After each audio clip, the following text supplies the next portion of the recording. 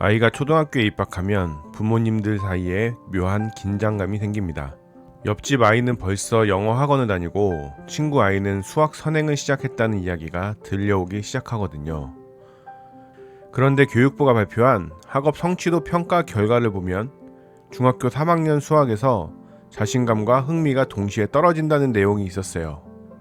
실력만 떨어진 게 아니라 수학 자체가 싫어진 아이들이 늘어난 겁니다. 더 시키는 게 답이 아닐 수가 있어요. 10세 이전과 이후는 뇌가 작동하는 방식이 달라서 같은 방식으로 접근하면 오히려 역효과가 납니다. 오늘은 두 시기에 맞는 방법을 각각 3가지씩 이야기해 드릴게요. 교육부는 학업 성취도 평가 결과에서 수학 자신감과 흥미가 동시에 하락한 원인 중 하나로 초등 시기의 학습 경험을 꼽았습니다. 수학은 앞단계 이해가 다음 단계로 이어지는 구조라서 초등 때 수학에 대해 부정적인 감정이 쌓이면 중학교에서 고스란히 나타난다는 거예요. 틀렸다고 자꾸 혼내면 아이는 수학이라는 말만 들어도 무섭고 하기 싫어집니다. 공부 실력은 나중에 만들어도 됩니다. 그런데 공부를 대하는 감정은 초등 시기에 한번 굳어지면 바꾸기가 훨씬 어려워요. 그래서 10세 이전과 이후의 접근 방식이 달라야 하는 거예요.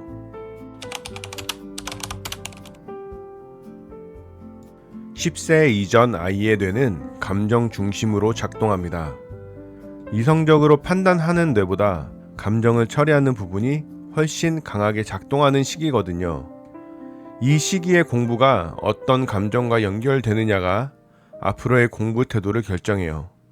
첫째, 틀린 개수보다 끝낸 것을 먼저 봐주세요. 단원평가에서 틀린 문제가 나왔을 때 이 쉬운 걸 왜 틀려? 라는 말 대신 오늘 분량 다 끝냈네 라는 말이 먼저 나와야 합니다. 10세 이전의 뇌는 결과보다 과정에서 느끼는 감정을 더 강하게 저장해요. 틀린 것에 집중하면 공부가 실패의 경험으로 쌓이고 끝낸 것에 집중하면 공부가 성취의 경험으로 쌓입니다. 이 차이가 나중에 어려운 문제 앞에서 시도하느냐 포기하느냐를 결정하거든요. 둘째, 공부 후에 짧은 대화 시간을 만들어주세요.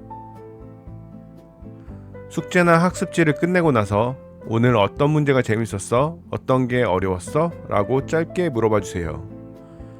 정답을 확인하는 게 아니라 아이가 공부하면서 느낀 것을 말로 꺼내게 하는 겁니다. 이 대화가 쌓이면 아이는 공부를 혼자 버텨야 하는 것이 아니라 부모와 나누는 것으로 느끼기 시작해요.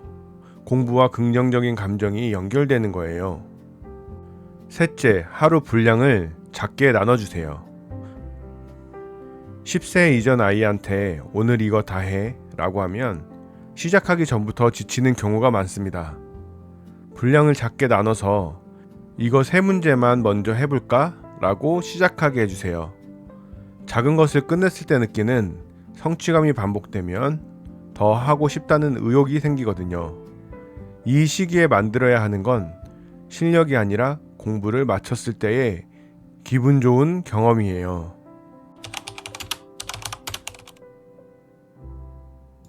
10세가 넘어가면 뇌에서 스스로 계획하고 실행하는 기능이 본격적으로 발달하기 시작합니다. 이 시기에 부모가 계속 감시하고 관리하면 그 기능이 자랄 기회를 빼앗는 거예요. 반발심만 커지고 시키는 동안만 하는 아이가 됩니다. 이때부터는 방법을 바꿔야 해요. 첫째, 아이 스스로 계획을 만들게 해주세요. 학교 과제랑 학원 숙제 분량을 부모가 정해주는 대신 아이가 직접 오늘 뭘 먼저 할지를 정하게 해보세요. 아날로그 타이머를 써서 시간이 줄어드는 걸 눈으로 보면서 하면 더 효과적입니다. 내가 정한 계획을 내가 실행한다는 경험이 쌓여야 스스로 공부하는 힘이 생겨요. 부모가 시간표를 짜주는 순간 그 힘이 자랄 기회가 사라지거든요. 둘째, 틀린 문제는 설명하게 해주세요. 단원평가나 수행평가에서 틀린 문제가 나왔을 때 부모가 해설을 읽어주거나 설명하지 마세요. 대신 이 문제 아빠도 헷갈리는데 왜 틀렸는지 설명해 줄 수 있어? 라고 물어봐 주세요. 아이가 직접 설명하려고 하면 어디서 막혔는지 스스로 알게 됩니다. 말로 설명해야 하니까 대충 넘어갈 수가 없거든요. 이 과정이 교과서 내용을 진짜 내 것으로 만드는 방법이에요. 셋째, 아이가 먼저 필요하다고 할 때까지 기다려주세요. 유명 학원 정보를 미리 다 알아보고 등록시키는 방식을 한 번쯤 멈춰보세요. 학교 수학이 어렵다. 영어 문법을 잘 모르겠다. 도움이 필요할 것 같다고 아이가 먼저 말할 때까지 반복 눌러서 기다리는 겁니다. 아이가 스스로 필요하다고 느끼고 선택한 공부는 억지로 보낸 학원과 완전히 다르게 작동해요. 내가 선택했다는 주도성이 중고등학교까지 이어지는 공부 체력을 만들거든요. 10세 이전은 공부가 즐거운 것이라는 감정을 쌓는 시기입니다.